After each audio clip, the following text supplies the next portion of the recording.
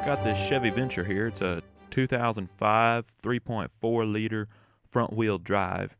It's got bad coil springs. The way to tell is that the vehicle sags, like a car that's bending down that's sagging but bending down and it's a car.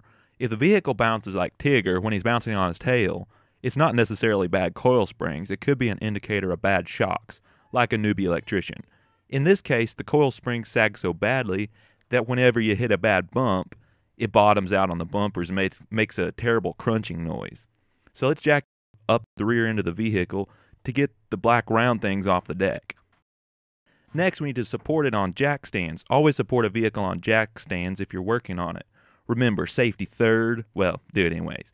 We can place them on the frame away from the tires.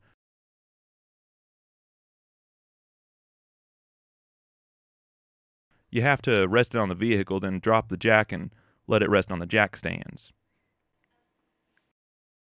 Then take the big rubber dealies off. Grab a flathead to pull the wheel covers off if you need to.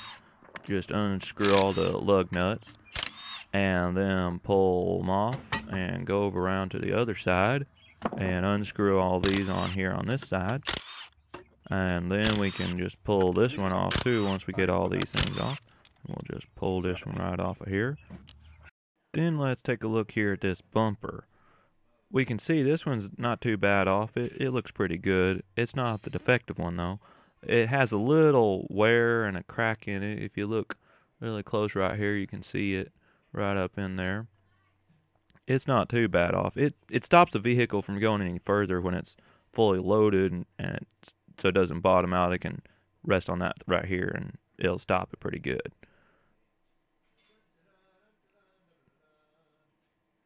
This one over here though, this one's totally trash. If we look at this, it's like completely missing just about. It's pretty messed up. We'll show you how to change it, but I'll change it at a later time. Next, we need to jack the axle up just enough to get the pressure off the shock absorbers so we can unscrew them. Take an 18mm socket and remove the bolt on the bottom of the shock absorber.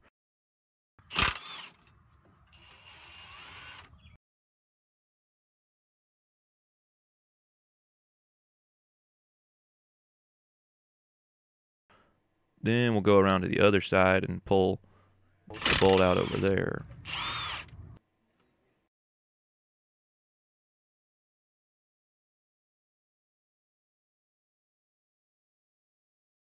Then off with the track bar. This is a 21mm bolt.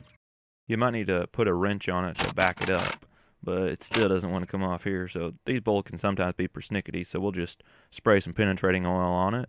Then we can grab us a wrench or something and take this bolt off. Some of these nuts don't come off, so those make sure you unscrew it by the bolt and not the nut. Then on the other side, we'll remove this bolt too and raise it out a little holder thing that it's in there. You just pull this bolt out and then just pop it up pretty good here. And then we'll kind of go around to the other side and maybe have to pull it out from that side. And we should be able to get it out right here. And we can pull it out over here. Then we'll grab us a marker or something and mark this one side with a P for passenger side so we can put it back in the right way and not get it in the wrong way. So then we need to drop our brake line down enough, so we'll remove this 10mm nut on this holder, and this should give us enough slack so we can drop the jack to remove the pressure on the coils. Then we can pull the coil springs out and the seat insulators and stuff, and these bumpers just come off and you can pop them right out and put the new ones in.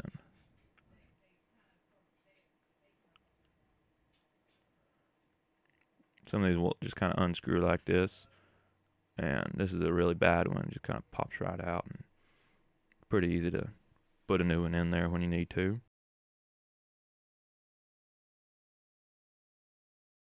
Then to put the new coil spring seat insulators in, we'll put one on the bottom, and then we'll push that down pretty good. And we'll put one up here on the top. You can put it in the little cup thing that it's in, and just put it right up on the top. And then on these no coil springs here, The tighter coils here at the bottom and the wider coils here, the tighter coils go on the bottom. So that's the way it goes. Then we can put it in here, but oh, not enough room here. So it's a bit different. So we might have to lift the whole wheels and axle off the jack and pull the jack out to drop it down a little bit more so we can get enough room to put the new coils in. We can see how bad those old coils were. Whew. Then we can put the new coil springs in. Then on the other side, we can put the seat pad in here on this bottom part of it, and one on the top. We'll just put it on the little cup thing, and with the coil spring, it makes it sometimes a little easier to get it on there. Then we can put the new coil spring on there. And then we're good to go there. Next, pull the top bolt off the shock absorber with an 18mm socket and pull the old shock absorber out. As we can see, this old one right here, it compresses kind of slowly, but it doesn't really want to come out. Look at that.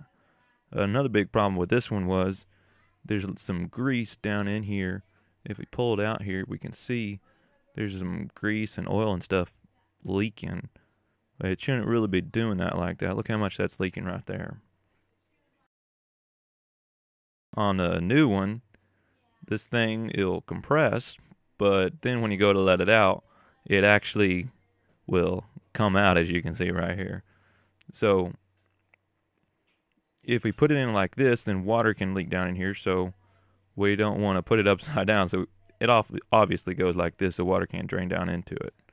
Then put the top of the shock absorber into its place. These are sometimes a tight fit, so just wiggle it in there like a person parking parallel and they're parking a car that's the same way as the road and they don't have room, but they're parking. Then you can put the bolt back in and just screw it in just enough to hold it, but it still might need to swivel a little bit, so don't screw it down way too tight. Then on the other side, we can remove the old shock absorber and just pull the bolt out. And then we can grab our new one and slide it up in there and screw a bolt back down in there. This one, the nuts don't remove, so that makes it a little easier. You don't have to hold the nut on it, just screw it on there.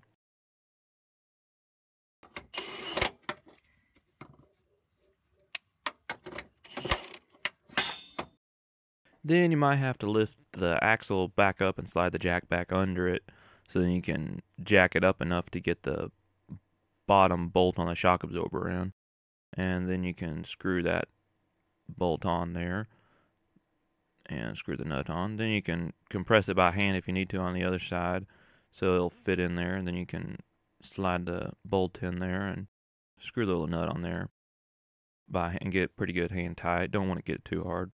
And then we can put the hanger for the brake line back. Just flip it back up and put it over the bolt hanging down into the hole for the top end. Then with our 10mm socket, we can put the nut back on and screw it up in there.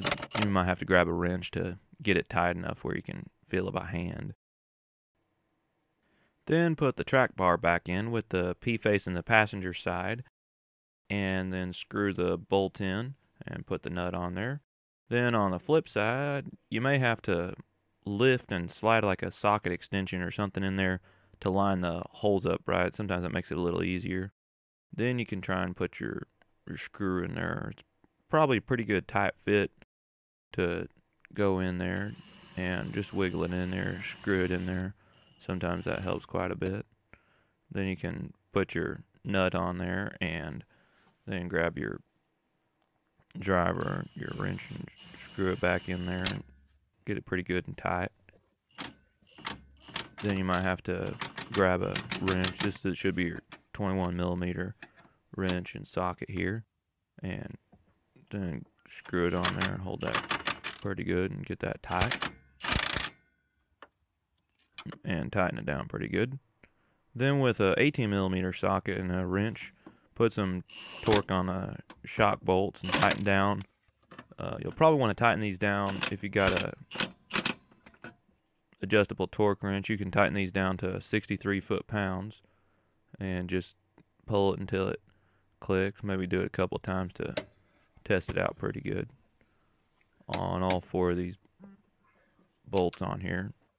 The bottom ones you'll have to use a wrench to back it up, but on the top ones you don't have to use a wrench. And tighten these down to 63 foot-pounds.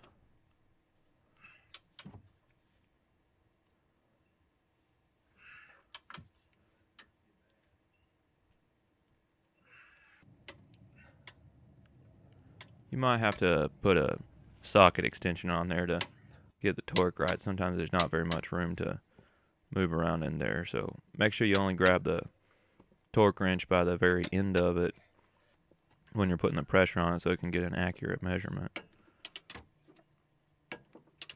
And just click all the top and bottom bolt and get them all pretty good and tight.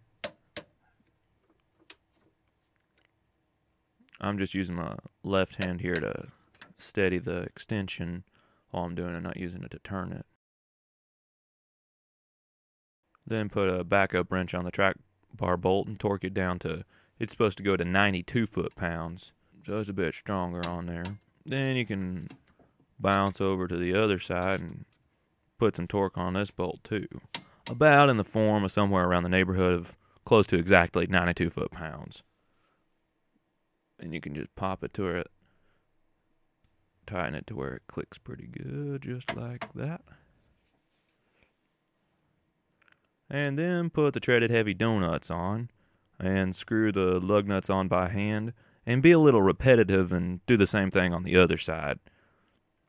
Sometimes the socket helps too to tighten the lugs down.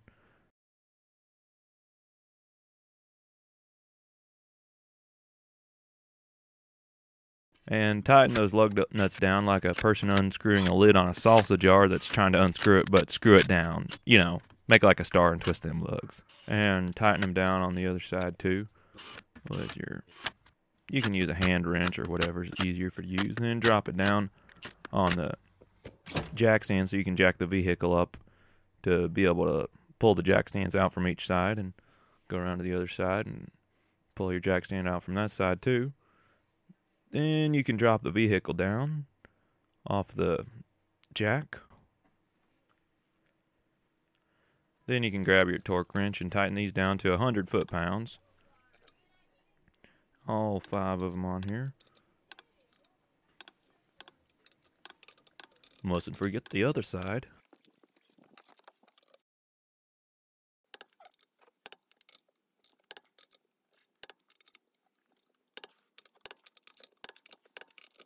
Then you can just pop the wheel covers back on there and then on the other side and feel good about a job well done. Hey, thanks for watching. I hope this helps you all. This is a 05 Venture. It's about the same for 97 through 05 Ventures. Also similar for Pontiac Transports and Montana models and on Oldsmobile Silhouettes. The torque specs and stuff might be different, of course. But now we can see what it looks like with the difference, the new coil springs in there. Here's a side-by-side. You can see the difference. Just look at that difference there in the room at the top of the tires.